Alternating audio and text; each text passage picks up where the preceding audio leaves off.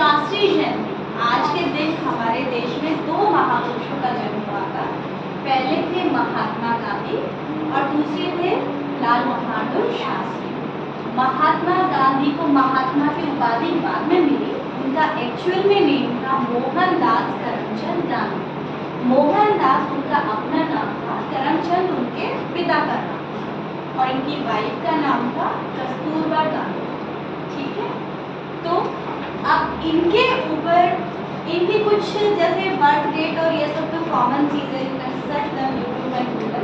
मैं आपको इनकी कुछ टिप्स बताती हूँ जिनकी वजह से आज हम उन लोगों को याद करते हैं। दूसरे कौन थे?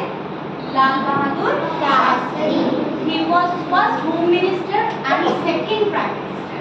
Who is our first prime minister? Mr. Jawaharlal Nehru. And second prime minister is Lal Bahadur Shastri. तो आज हम और इन दोनों का खास नारा था जय जवान जय किसान, क्योंकि किसी भी देश की जो प्रोग्रेस है दो लोगों पे डिपेंड करती है। एक तो किसान, क्योंकि अगर किसान अन्न नहीं उगाएगा, स्वच्छ वातावरण नहीं रखेगा तो हम सांस कैसे लेंगे। दूसरा जवान, अगर सोल्जर अच्छे नहीं है किसी भी देश के लिए तो हमारा काम कैसे होगा। सोल्जर भी चाहिए ना हमें, तो इन दो लोगों पे किसी भी देश की प्रोग्रेस को डिपेंड करती है। तो गांधी जी के लिए सबसे पहले इनकी थी पंक्चुअलिटी। पहले हम गांधी जी को डिस्कस करते हैं। गांधी जी में फर्स्ट सबसे बड़ी चीज थी कि वो पंक्चुअल पहुंचते टाइम पे। लोग उनको देखकर अपनी घड़ी का टाइम मिला लेते थे। कैसे? उनका फिक्स टाइम था मॉर्निंग, वो डेली 4 बजे उठते थे। 4 बजे उठते थे, उसके बाद अपना नित्य क्रिया करने के बाद यू नो वेरी वेल, और उसके बाद दातुन को यूज करते थे, नीम की दातुन, ब्रश नहीं करते थे। फिर उनका फिक्स टाइम होता था कि 5 बजे उन्हें यहाँ जाना है, 7 बजे यहाँ जाना है। एक्चुअली 12 बजे वो स्टॉप थोड़े टाइम के लिए रेस्ट करते थे। 1 o'clock पे उनका फिर कोई लंच टाइम, इस तरह की चीज़ें उनका फिक्स था। चाहे धरती इधर की इधर हो जाए, उनका उसी टाइम था। तो गांधी जी को देख के लोग अपनी घड़ी मिला देते थे कि अगर मेरी गांधी जी का इस टाइम पे ये काम है, लेट वो 4 बजे उठते हैं, उसके बाद वो वॉक पे निकल जाते हैं। तो अगर किसी की घड़ी में 4:30 से अलावा ऊपर नीचे बज रहे हैं तो वो अपनी घड़ी का टाइम मिला देते कि नहीं गांधी जी वॉक पे, मतलब 4:30 बज चुके, सुबह के 4:30। इतने पंक्चुअल वो थे। उनका खाना भी बहुत सादगी भरा था। कैसा खाना खाते थे वो? तो उसकी रोटी, जो चोकर निकलता है ना, मम्मा आटा छानती है ना, उसमें से जो चोकर निकलता है उसकी रोटी वो खाते थे। क्या खाते थे? चोकर की रोटी। ठीक है, और क्या पीते थे? पीते क्या थे? बकरी का दूध। बकरी का जो दूध होता है बेटा वो इजी टू डाइजेस्ट होता है। ठीक है, उसमें फैट बहुत कम होती है, फैट कम होती है बकरी के दूध में, तो वो इजी टू डाइजेस्ट। वो ऐसा खाना खाते थे जिसको खाने के बाद उन्हें ज़्यादा नींद नहीं आए। पूरी, कचौरी, पकौड़ी ये सबसे बहुत दूर रहते थे। और उनके खाने में नमक भी लिमिट होता था। बच्चों की हैबिट होती है ना, सॉल्ट को ऊपर से डाल के सॉल्टी खाना खाते हैं, वो नहीं था, लिमिट का खाना खाते थे। तो ये उनकी दिनचर्या थी और ये दिन में 2 बार वो भोजन करते थे। तीसरी चीज़ ये थी कि गांधी जी अपने नियमों के और उसूलों के बहुत डटे थे, ऑनेस्ट थे। बचपन में एक बार वो 4-5 भाई थे, तो उनके बड़े भाइयों से उनका झगड़ा हो गया था। तो उनके बड़े भाई ने उनको स्लैप लगा दिया। अब गांधी जी अच्छे थे उसूलों के पक्के, वो अपनी मम्मी के पास, उन्होंने कहा कि भाइयों ने मुझे चाटा लगाया 12 वर्ष, he was only 12 years that time। उसके बाद उनकी मदर ने क्या जवाब दिया कि भाई ने चाटा लगाया तुम भी लगा दो। गांधी जी का जवाब सुनिए, उन्होंने क्या बोला? नहीं, मेरे भाई ने जो गलती की है वो मुझसे बड़ा नहीं। आप कैसी माँ हो, मुझे कह रहे हो कि मैं बड़े भाई पे हाथ उठाऊं? आप मुझे ये सिखा रहे हो कि मैं अपने बड़े भाई पे हाथ उठाऊं, और जो गलती मेरे भाई ने की है वो मुझे समझा सकता था, वही गलती मैं भी करूं? वो सुनो कि इतने बच्चे, ये गांधी जी का जवाब था। तो ऐसे जवाब को सुन के तो माँ का शत्रु भी ठीक हो जाएगा ना। गांधी जी को ऐसे ही महात्मा नहीं कहते थे, क्योंकि लोग उनकी रियल में इज्जत करते थे। इवन ब्रिटिशर्स ऑल्सो, अंग्रेजों की सारी हिस्ट्री मैंने आपसे डिस्कस किया ना, ब्रिटिशर्स भी उनकी बहुत ज़्यादा इज्जत करते थे। और टोटली ऑनेस्ट, जो भी उन्होंने अपनी बायोग्राफी लिखी है, अपनी आत्मकथा लिखी है, उसमें सारी चीज़ें एक्चुअल में बताई हैं कि मेरी हैंडराइटिंग खराब थी और ये चीज़ मुझे बचपन में सुधार लेनी चाहिए थी। गांधी जी जब जेल में थे स्वतंत्रता से कुछ ईयर्स पहले, तब उन्होंने ये कहा कि मुझे अपनी राइटिंग बचपन में सुधार लेनी चाहिए थी। उस टाइम मैंने जो गलती की थी वो फिर कोई ना करे, क्योंकि जो उनकी हैंड राइटिंग थी वो लोगों के समझ में नहीं आती थी, वो इस टाइप से लिखते थे। तो अपने आप को क्या कर रहे थे, उस चीज़ को एक्सेप्ट कर रहे थे कि मेरी हैंड राइटिंग गंदी थी, कोई बच्चा ऐसी गलती दोबारा ना करे, उसको सुधार ले। जब गांधी जी जेल में थे तो उनकी वाइफ बीमार हो गई, तो वो अपने बेटे को पत्र लिखते हैं कि बेटा मैं जेल में हूँ और तुम्हारा एक भी पत्र मुझ तक पहुँच नहीं रहा, समझ लो, तुम्हारा एक भी पत्र मुझ तक नहीं पहुँच रहा है, पर मैं ये पत्र लिख रहा हूँ, शायद मेरा ये पत्र तुम तक पहुँच जाए, तुम्हें अपनी माँ का, तुम्हें अपने बाकी तीनों भाइयों का ध्यान रखना। ऐसी कंडीशन थी। आज हम व्हाट्सएप यूट्यूब पे तुरंत बात कर लेते हैं, चैटिंग कर लेते हैं, देख सकते हैं कभी भी, लेकिन वो टाइम ऐसा नहीं था। वो जेल में रह के भी परिवार को भी संभाल रहे थे और देश को भी संभाल रहे थे। जब भारत में जगह जगह उन पर आक्रमण किया जा रहा था, ब्रिटिशर्स उनको परेशान कर रहे थे, तो उन्होंने एक आंदोलन चलाया था, असहयोग आंदोलन। ये असहयोग आंदोलन आप लोग डेली करते हैं, मैं समझाती हूँ कैसे।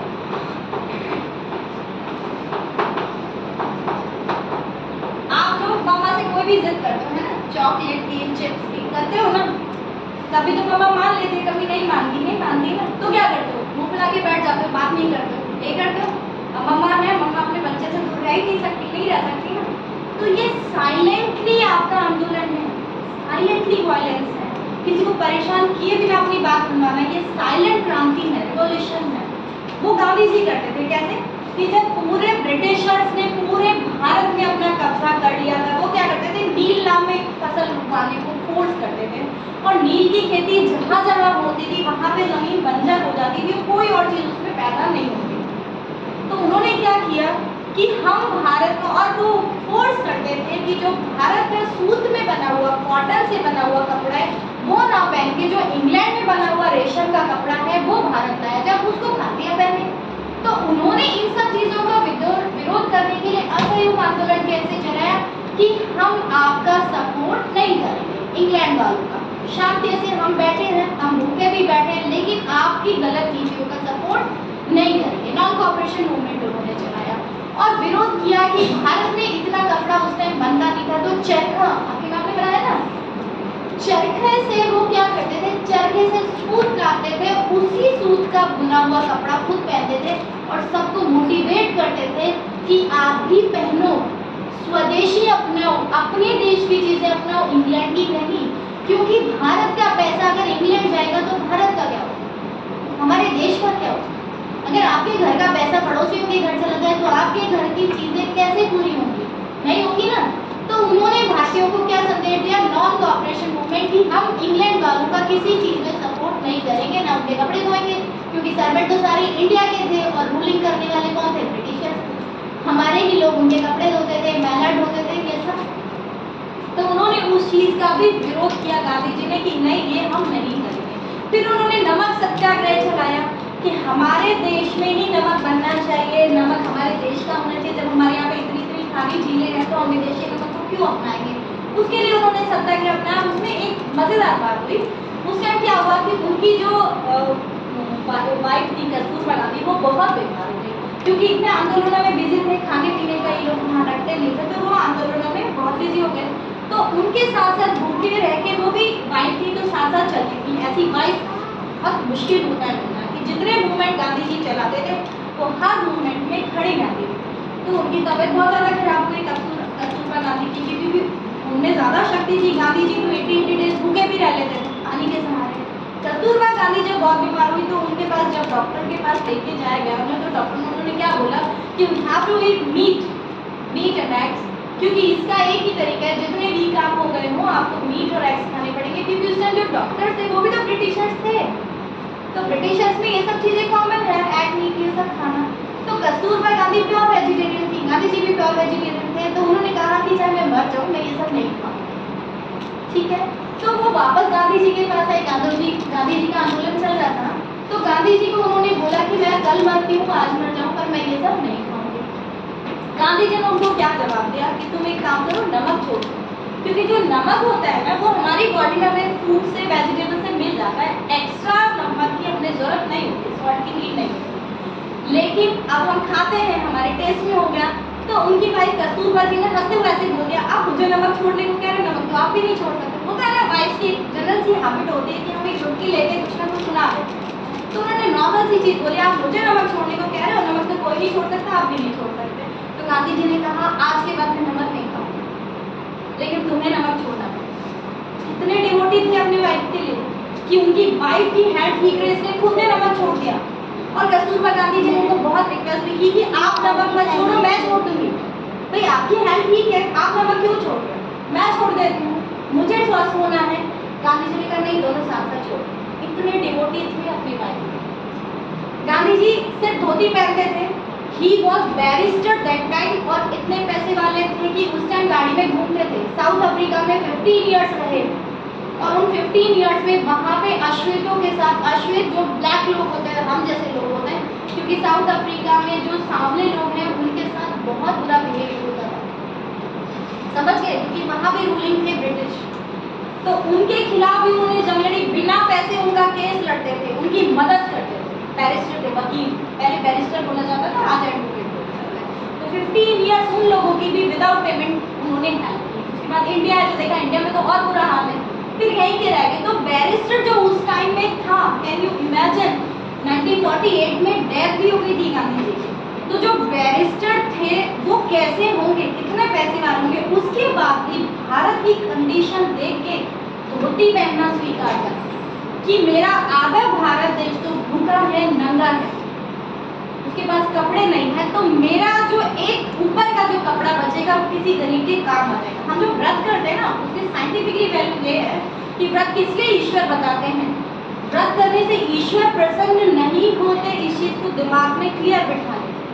आपके व्रत करने से कभी भी ईश्वर प्रिय नहीं, ईश्वर आपको पसंद नहीं करेंगे। ईश्वर उस व्रत करने से आपको फल क्यों मिलता है, क्योंकि उससे दो चीजें होती हैं। जब आप भूखे रहते हो तो वो आपका एक टाइम का खाना बच गया, वो एक टाइम का खाना धीरे धीरे करके चीजों की रेट कम करेगा, तो किसी गरीब को मिलेगा। जब रेट कम होती है तो गरीब भी उस चीज को खरीद सकता है। तो आपने जो एक टाइम का खाना छोड़ा वो किसी गरीब के हिस्से में आ गया। ईश्वर उस चीज से प्रसन्न होते हैं कि आज, क्योंकि ईश्वर के लिए सब उनके बच्चे हैं, वो नहीं चाहते कि कोई भी बच्चा भूखा रहे। तो आपका एक टाइम छोड़ा हुआ खाना किसी के काम आ रहा है, इसलिए ईश्वर आपसे प्रसन्न होते हैं। दूसरी चीज, आपकी बॉडी में जो बहुत सारे गंदे चीजें भर जाती हैं उसको क्लियर कर देता है उपवास की बस। तो इसलिए गांधी जी क्या कहते थे कि वो ऊपर नहीं पहनते थे, सिर्फ धोती पहनते थे। सर्दी, गर्मी, वर्षा, कोई भी मौसम हो, सिर्फ धोती वो पहनने लगे थे। उनसे फिर किसी ने पूछा जब वो कहीं जा रहे थे कि आप ऊपर कुछ नहीं पहनते हो, क्या आपको सर्दी नहीं लगती? उन्होंने रिकॉर्ड में क्वेश्चन अराइज किया कि आपके फेस पे ठंड लगती है क्या? कि ये मानव के अंदर अपनी एबिलिटी है, वो चाहे जैसा रह सकता है। जब हमारे फेस को कभी ठंड नहीं लगती, हमारी नोज को कभी ठंड नहीं लगती, हमारे ईयर को ठंड नहीं लगती, तो मेरे ऊपर वाले शरीर को कैसे लगते? भाई है तो एक ही बॉडी ना। तो ये हम पे डिपेंड है कि हम अपने शरीर को कैसा बनाते हैं। जो चाहे वो इंसान कर सकता है, कर सकता है। अंदर जो पावर है वो स्ट्रांग होनी चाहिए। जिस दिन चैप्टर लर्न करने का सोचते हो उस दिन लर्न करके छोड़ते हो, क्योंकि उस दिन आपकी विल पावर स्ट्रांग हो जाती है। I have to learn this, understood? तो ये उनकी कुछ चीजें, गांधी जी की चीजें थी। क्या क्या सिखाया उन्होंने? शुद्ध खाना, ताज़ा बना हुआ खाना, शुद्ध सात्विक, जिसमें किसी का, मैंने पहले भी सिखाया ना कि जो शुद्ध खाना हो, जिसमें किसी का खून, किसी की गलत चीजें ना मिले, वो खाना वो खाते थे। अपने नियमों पे चलते थे, देश के लिए जिए, देश के लिए मरे। और लोग कह देते हैं कि गांधी जी ने ये किया, ये किया। बेटा उस टाइम को इमेजिन करिए, उस टाइम में इतना सब कुछ करना। फ्रीडम फाइटर्स तो बहुत सारे थे, पर इतना ज़्यादा हम गांधी जी को क्यों याद करते? विदेशों में जहाँ भारत को कोई नहीं जानता, वहाँ गांधी को सब जानते हैं, क्योंकि उनकी लिखी हुई किताबें, उनकी लिखी हुई जो सोच थी, जो मानवता के लिए वो सब कुछ समान समझते थे। उस टाइम आज के जैसे वेस्टर्न टॉयलेट्स नहीं होते थे। उस टाइम टॉयलेट्स कैसे होते थे कि छत पे जैसे कुछ लगा हुआ है, ऊपर से किसी ने अपना यूरिन वगैरह पास किया, नीचे कलेक्ट होता था, और उस चीज को, उस गंदगी को कलेक्ट करके ह्यूमन फेंक के आते थे। Can you imagine? उस गंदगी को कलेक्ट करते थे बाय हैंड, जो हम मॉर्निंग में पास करते और एक फ्लश दबाया क्लीन हो गया, उसको पीपल कलेक्ट करते थे दैट टाइम। और उसको थ्रो कर गया था। ये कंडीशन थी हमारे भारत की, क्योंकि डेवलपमेंट नहीं था। उसके बाद फिर धीरे धीरे राजा लोग विदेशों में जाने लगे और वेस्टर्न टॉयलेट हमारे यहाँ भी चलन में आया और उसको समझ में आया लोगों को कि हाँ ये इजी है। तो जब ब्रिटिशर्स का वो जो मैला ढोते थे, उसको मैला ढोने वाली पता, उसको गांधी जी ने बंद करवाया कि अपनी गंदगी अपने आप साफ करो। और उन लोगों को अछूत जो कहा जाता था, उनको गांधी जी ने नाम दिया हरिजन। क्या नाम दिया? हरिजन। हरिजन क्यों कहते थे? हरि का मतलब क्या होता है? हरि के मतलब दो होते हैं, एक बंदर, एक ईश्वर। भगवान विष्णु को हरि कहा जाता है। तो हरि के जन, यानी ये लोग किसके जन है? भगवान के लोग हैं। क्योंकि जितना ज्यादा एक चीज फैक्ट है, जितना ज्यादा इंसान मुसीबत में होता है उतना ज्यादा वो भगवान को याद करता है। करते हो ना? जब दुख होती है, परेशानी होती है, तब करते हो ना ईश्वर पे। तो जितना ज्यादा मुसीबत में होते हैं उतना किसको याद करते हैं? ईश्वर को। तो उन अछूतों को गांधी जी ने क्या नाम दिया? हरिजन, क्योंकि वो तो दिन और रात ईश्वर का ही भजन करते हैं। तो हरि के जन यानी ये हरि के प्रिय लोग हैं, भगवान विष्णु के प्रिय लोग हैं। इनको अछूत क्यों कह रहे हो? ये तो भगवान के अति प्रिय लोग, समझे?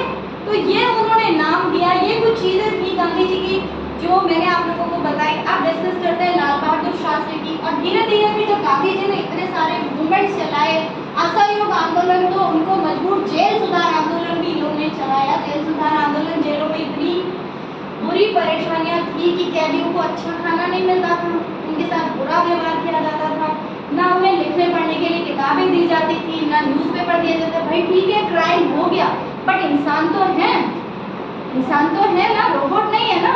तो जेल में जो लोग बंद हैं उनके साथ इंसानों जैसा बिहेवियर होना चाहिए ना, उसके लिए भी उन्होंने जेल सुधार आंदोलन चलाया। और ये सारी कुछ चीजें थी जिनकी वजह से लोग आज भी इनको महात्मा कहते हैं। बड़े सोचे, महात्मा। आज हम इतने साधु संत हैं, उनको भी नहीं कहते हैं, और हम क्या कहते हैं? इनको महात्मा। ये उपाधि इनको दी गई थी, इन्हीं के दोस्त ने दी गई थी। महात्मा की उपाधि इनको मिली गई थी। और ब्रिटिशर्स भी इनकी उतनी ही रेस्पेक्ट करते थे जितनी इंडियंस आज भी करते हैं। इनके अपने गुणों से, इनकी जो लाइफ स्टाइल थी, जो इनकी हैबिट थी, जो इनकी ऑनेस्टी थी कि नहीं पूरा देश एक समान है। एक बार जब ये ऐसे नॉन कॉपरेशन मूवमेंट चला रहे थे, तो उसमें जब लाठियां बरसाई गई और उसमें हत्या हो गई थी इनके किसी दोस्त की, दोस्त कह लीजिए या जो उनके साथ में सम्मेलन था, तो उनकी वाइफ जो मर गए थे, उनकी वाइफ इनके पास रोती रोती आई कि अब मैं क्या करूं, कि पैसा तो मेरे पास पहले नहीं था, पति आपके लक्ष्य कदम पे चल के चला गया, आपके साथ देश की सेवा करते चला गया, अब मैं क्या करूं, मेरे बच्चों का क्या है? तो उन्होंने यही कहा कि जितनी मदद मुझसे, उस दिन से उन्होंने खुद ने, गांधी जी ने ब्रह्मचार्य ले लिया। ब्रह्मचार्य समझते हो कि हस्बैंड वाइफ साथ रहते हुए भी दूर। उस दिन से अपने उन दोस्त की वजह से खुद ने भी ब्रह्मचार्य ले लिया कि ठीक है, आज से मैं भी ब्रह्मचार्य व्रत का पालन करूंगा। दूसरी चीज, और तुमको देख के इसलिए दुख हो रहा है क्योंकि तुम्हारा पति तुम्हारे साथ नहीं है, तो दिन ऐसा भी आएगा कि हमारे पत्नियों के साथ भी हम नहीं है। उन्होंने ये भी एक्चुअली रिपोर्ट की कि वो दिन भी जल्दी आएगा जब हमारी पत्नियों के साथ भी हम नहीं होंगे, क्योंकि हम भी देश के लिए लड़ रहे, हमें भी कुछ ना कुछ तो हो ही जाए। और भगवान राम को एक बहुत हमेशा हे राम, इतने नीट एंड क्लीन रहते थे। इनका जो एक रूम था उसमें एक चरखा था, नीचे गद्दा लगा के सोते थे, और उनके रूम में छोटा सा वॉश बेसिन और टॉयलेट, और उस टॉयलेट को भी खुद साफ करते थे देश के आज़ाद होने के बाद। इतने सिंपल। और कहीं भी न्यूज़पेपर का या किसी का भी छोटे से छोटा टुकड़ा इनको मिल जाए, उसको भी ये यूज करते थे, उसको वेस्ट नहीं करते। कभी चीजें, कभी थाली में उठा खाना नहीं छोड़ते थे कि डस्टबिन में डालो। इतने ऑनेस्ट। तो ये महात्मा अपने गुणों से कहलाते हैं। किसी ने इनको वैसे नहीं दे दिया कि हाँ खुश करने के लिए दे दो, आज भी उतना ही याद उनको किया जाता है जितनी इनकी ऑनेस्टी की वजह से, इनके अच्छे कर्मों की वजह से, है ना। कोई देश के लिए इतना इतना दिन भूखा रहे, सबको याद किया जाता है, सबका अपना अपना रोल है, लेकिन इनकी जो लाइफ स्टाइल थी, इनकी जो जीवन दिनचर्या थी, उसकी वजह से इनको महात्मा है। अब बात करते हैं लाल बहादुर शास्त्री, है ना। तो लाल बहादुर शास्त्री उसी टाइम हमारे होम मिनिस्टर थे, और इनको भारत को जोड़ने का, भारत अलग अलग हिस्सों में आज़ाद होने के बाद भी भारत अलग अलग हिस्सों में बटा हुआ था, तो उसको जोड़ने का काम किसने किया? लाल बहादुर शास्त्री ने। अंग्रेजों ने सोचा कि जवाहरलाल नेहरू को प्राइम मिनिस्टर बना रहे हैं और ये सब है, तो देश पर टुकड़ों में बटा हुआ है और ये लोग उसको संभाल नहीं पाएंगे, नहीं संभाल पाएंगे। लेकिन वो लाल बहादुर शास्त्री जैसे भी लोग, तो उन्होंने लाल बहादुर शास्त्री जो थे पूरे देश को एक किया, टुकड़ों में बटे हुए देश को एक किया और देश को संभाला बिना किसी पद की इच्छा के। That time he was deserving prime minister, उनको हक था प्राइम मिनिस्टर, लेकिन वो सेकंड प्राइम मिनिस्टर बने, फर्स्ट जो बने थे नेहरू। उसके बाद भी बिना किसी पद की लालसा के वो काम करते थे। इतने सिंपल थे कि उस टाइम ब्रिटिशर्स यहाँ से गए थे तो ब्रिटिशर्स की गाड़ी जो थी वो प्राइम मिनिस्टर को मिलती, क्योंकि गए थे ना ब्रिटिशर्स, तो चाहते भी थे कि भारतीयों को ऐसी आदत डाल दो सुख सुविधाओं की कि काम कोई करे नहीं और देश के लोग ना समझ पाए, हम लौट के वापस आए। ये उनकी कोशिश है, क्योंकि जम्मू कश्मीर को वो इस कंडीशन में छोड़ ही गए थे कि वो भारत के दो टुकड़े भारत पाकिस्तान उन्होंने बना ही दिया। तो जब ये प्राइम मिनिस्टर बन गए उसके बाद भी इतने सिंपल थे कि वो जो बहुत महंगी मर्सिडीज गाड़ी थी उसमें ये नहीं जाते थे, जो हमारे देश में मर्सिडीज गाड़ी चला करती थी मिनिस्टर्स के लिए, उसी में ये आते जाते थे। तो इनके 3 बेटे थे। अब एक रात इनके जो बेटा था शायद 14 ईयर्स के नहीं होंगे वो, उनको लगा कि ये पिताजी तो इस गाड़ी का यूज़ करते नहीं हैं, हमें करना चाहिए। तो वो तीनों बेटे रात में 14 किलोमीटर चला के उस गाड़ी को गए। शायद उनकी एज उस टाइम 15 साल रही होगी उनके बेटे की। वो तीनों इकट्ठा हो गए कि चलो आज हम इस गाड़ी का लुत्फ उठाते, ड्राइवर को बुलाया कि चाबी हमें दे दो, और वो उसका लुत्फ उठा के गए। उसके बाद जब उनको लाल बहादुर शास्त्री को रात में वो आधा घंटा कहीं रहे होंगे बाहर, अपने दोस्ती गए थे जाके, वापस आ गए।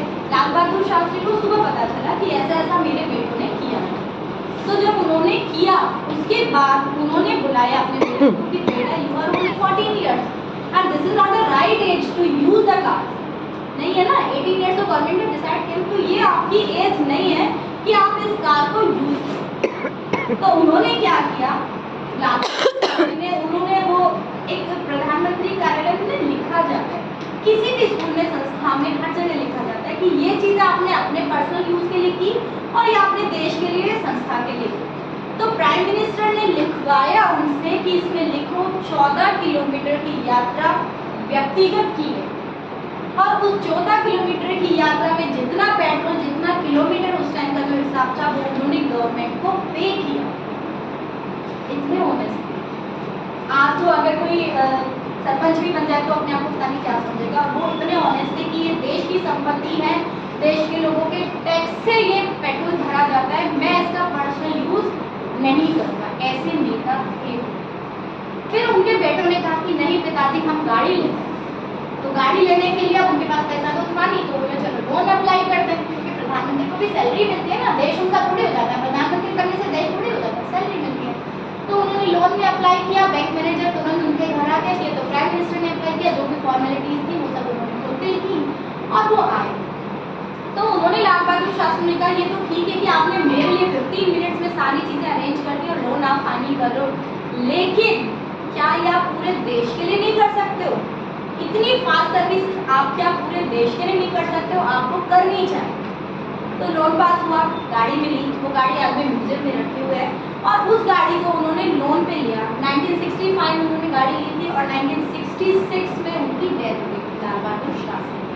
तो लाल बहादुर शास्त्री की डेथ होने के बाद जब इंदिरा गांधी बनी थर्ड प्राइम मिनिस्टर, तो उनको बोला गया, इंदिरा गांधी को बोला गया, इंदिरा गांधी ने उनको कहा, ललिता शास्त्री जो उनकी वाइफ थी लाल बहादुर शास्त्री की, आपका ये जो सारा पेमेंट है ये गवर्नमेंट पे कर दे, ठीक है, गवर्नमेंट पे कर देगी, यू नीड नॉट टू पे दिस। तो उन्होंने क्या बोला कि नहीं, हमारा जो ये पेमेंट है ये सारा हम खुद पे करेंगे, मेरी जो ग्रेजुइटीज है, मेरे जो फंड्स हैं, जो मेरी पेंशन है उससे ये पे हम करेंगे।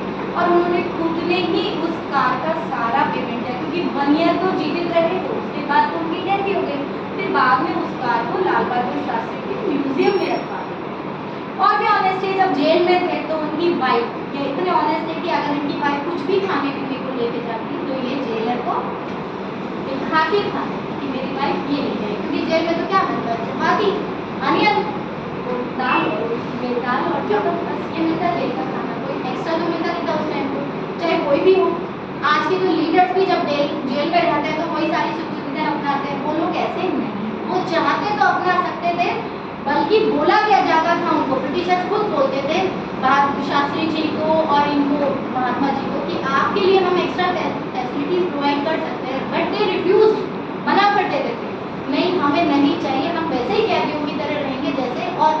पैसे कौन गिनाएगा। तो इनकी वाइफ जो थी, जब मैंगो नया नया आता, आपको पता है मैंगो हम सबको कितना पसंद है, उनको भी पसंद था, वो मैंगो लेके जेल में पहुंची और उन्होंने मैंगो कैदी को नहीं दिखाया, जेलर को नहीं दिखाया, 2 मैंगो लेके। तो शास्त्री जी उसके मित्र के साथ वो गई थी, तो वो कहती है तुम ये आम क्यों लेके आई हो, क्या तुमने जेलर से परमिशन ली? उन्होंने बोला नहीं, और अपनी ही वाइफ को वो स्कोल्ड करने लगे कि तुमने बिना जेलर की परमिशन के क्यों लेके आई हो, जब तुम खुद नियम तोड़ रही हो तो देश नियमों को कैसे मानेगा। अभी मैं अधीन हूँ, मैं स्वतंत्र नहीं हूँ, अभी मैं अधीन हूँ अंग्रेजों की। उसके बाद उनकी पत्नी को ऑब्वियस से बुरा तो लगेगा ही, और उन्होंने वो आम खुद नहीं खा के एक ऐसे पर्सन को दे दिया जो बहुत गरीब था, जिसने कभी खाया नहीं हो, और वो गरीब पर्सन उसको देख के, उन आम मैंगोज को देख के बहुत खुश हुआ। फिर जब उनके दोस्त ने कहा शास्त्री जी को कि आपने अपनी पत्नी के साथ बहुत बुरा बिहेवियर किया, तो शास्त्री जी ने फिर अपनी पत्नी को पत्र लिखा, फोन नहीं होते तो जेल से उन्होंने पत्र लिखा कि तुम मुझे माफ करना, मेरा इरादा तुम्हें तकलीफ देने का नहीं था, मैं सिर्फ तुम्हें ये बता रहा था कि मैं जिन नियमों के लिए संघर्ष कर रहा हूँ तो उसमें मेरा साथ दो, उन संघर्षों में मेरा साथ दो, वो चीज़ मुझे करने को नहीं बोलो जो मेरी आत्मा मुझे गवाही नहीं देती। जिन चीज़ों को क्या थे उनके रूप, चोरी नहीं करना, हंसते झूठ नहीं बोलना, ठीक है, किसी दूसरे की चीज़ पे हक नहीं जमाना, ये सब गांधी जी के भी थे, शास्त्री जी के थे। तो इसलिए फिर उन्होंने अपनी पत्नी की भी रेस्पेक्ट करते हुए उनको भी सॉरी बोला और हमेशा अपने नियमों पे चला। और उन्होंने जम्मू कश्मीर को कैसे भारत में मिलाया था, मैंने आपको इंडिपेंडेंस डे पे समझा दी थी वो पूरी स्टोरी, कैसे ट्रेन में भर के सारा सामान आया, रिकॉल है कैसे उन्होंने जम्मू कश्मीर को अपने आप में मिलाया कि जम्मू कश्मीर के जो प्रिंस थे उस टाइम हरी सिंह जी, वो नहीं चाहते थे कि जम्मू कश्मीर भारत में मिलाया जाए, तो लाल बहादुर शास्त्री ने क्या कहा कि आपको हम ये पूरा अनाज और पानी, उस टाइम जम्मू कश्मीर में आपको पता है कि बर्फ पड़ती है कि पैदा नहीं होते, तो उन्होंने कहा कि हम यहाँ से आपके लिए ट्रेन में भेज देते हैं गेहूँ और पानी, क्योंकि वहाँ पे आपको पता है इतनी ठंड पड़ती है सब कुछ जम जाता है। तो यहाँ से उन्होंने ट्रेन में गेहूँ और पानी तो भेजा ही, साथ में सोल्जर्स भी भेजे बहुत सारे। तो जब जैसे ही ट्रेन वहाँ पे पहुँची, ट्रेन को उन्होंने अलाउ किया, जब ट्रेन वहाँ पे पहुँची वो सरेंडर नहीं करना चाहते थे हरी सिंह जी, तो जब ट्रेन वहाँ पे पहुँची और वो अनाज और पानी के साथ पूरे कश्मीर को उन्होंने घेर लिया। जब घेर लिया तो फिर लाल बहादुर शास्त्री जी का मैसेज था कि या तो आप सरेंडर करो या अटैक होगा। भाई जम्मू कश्मीर तो भारत का हिस्सा है, वो भारत का ही रहेगा, इंडिपेंडेंट नहीं रहेगा, बना के छोड़ गए। तो उन्होंने फिर इस तरह से वो ट्रैकिंग की और पूरी सेना ने उनको घेर लिया था, तब जाके जम्मू कश्मीर जो थे वो भारत में विलय हुआ। आज़ादी के बाद में विलय हुआ, आज़ादी तो मिल गई थी 47 में, उसके बाद में जम्मू कश्मीर विलय हुआ था। तो इस तरह से कुछ कूटनीतिज्ञ थे ये, जिनकी वजह से हमारा भारत आज विलय है, और भी बहुत सारे अच्छे अच्छे लीडर्स हैं। तो आज हम इन दो लोगों को याद करते हैं और आपसे एक्सपेक्ट करती हूँ कि लाइफ में कभी झूठ नहीं बोलना, speak with me, repeat with me, झूठ नहीं बोलेंगे, बोलो झूठ नहीं बोलेंगे, शुद्ध खाना खाएंगे, नियमों पे चलेंगे, जल्दी उठेंगे, जल्दी सोएंगे, early to bed early to rise, और चोरी नहीं करना, झूठ नहीं बोलना, चोरी नहीं करना, टाइम से उठना, टाइम से सोना, और चीटिंग नहीं करना लाइफ में कभी किसी के साथ। अगर आप स्कूल आवर्स में पढ़ाई कर रहे हो और पढ़ाई नहीं कर रहे हो तो आप 2 लोगों के साथ, 3 लोगों के साथ चीटिंग कर रहे हो। एक तो सबसे पहले तो अपने साथ, दूसरी आपके पेरेंट्स के साथ जो पे कर रहे हैं, और तीसरी अपने टीचर के साथ। तो चीटिंग लाइफ में कभी नहीं करनी। जिस टाइम पे जो काम आपको ईश्वर ने दिया उस टाइम पे आपको वही करना है। आपका माइंड कभी भी डिस्टर्ब आपको खुद को नहीं करना है, ईश्वर जो करे वो करनी है, आपको नहीं डिस्टर्ब करना